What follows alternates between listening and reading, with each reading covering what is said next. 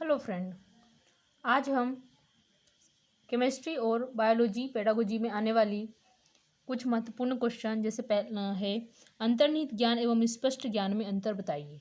इसके बारे में हम जानेंगे कि ये क्या होता है और इसके बीच में क्या अंतर है। अंतर्निहित ज्ञान को हम इम्प्लिसिट लर्निंग और स्पष्ट ज्ञान को एक्सप्लिसिट लर्निंग भी कहते हैं। ठीक है, अब हम देखते हैं जो अंतर्निहित ज्ञान होता है यह गैर संज्ञानात्मक गैर पदानुक्रमित संघों पर निर्भर करती है।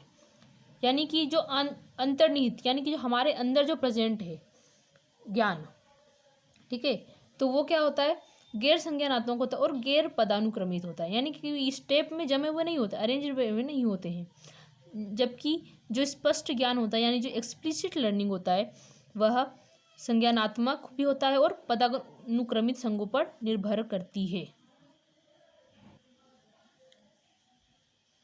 अंतर्निहित ज्ञान से प्राप्त ज्ञान का हस्तांतरण कठिन होता है इससे, और जो स्पष्ट ज्ञान होता है इस ज्ञान को सरलता से दूसरों तक हस्तांतरित किया जा सकता है।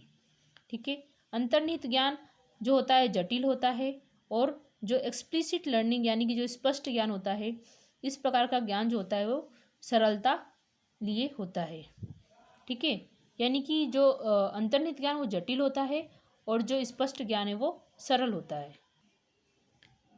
जो अंतर्निहित ज्ञान होता है वो निष्क्रिय होता है, आकस्मिक होता है और स्वतः अधिग्रहण के माध्यम से होता है। ठीक है, क्योंकि ये हमारी आंतरिक भावना है, ये आंतरिक हमारे अंदर जो भी ज्ञान है उसकी बात कर रहा है। ठीक है, तो ये स्वतः यानी खुद जो भी हम अधिग्रहण करते हैं उसके माध्यम से होता है।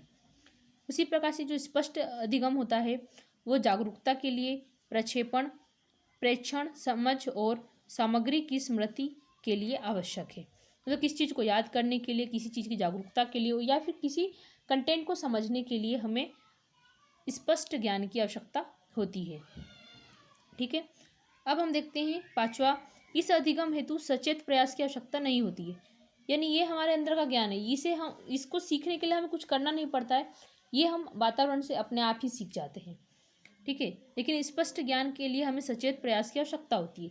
इसके लिए हमें ट्यूशन ज्वाइन करना पड़ सकता है, हमें सीखने के लिए कुछ स्कूल जाना पड़ सकता है या फिर किसी से, मतलब जो भी चीज़ें हम औपचारिक रूप से सीखते हैं वो स्पष्ट ज्ञान के अंतर्गत आता है।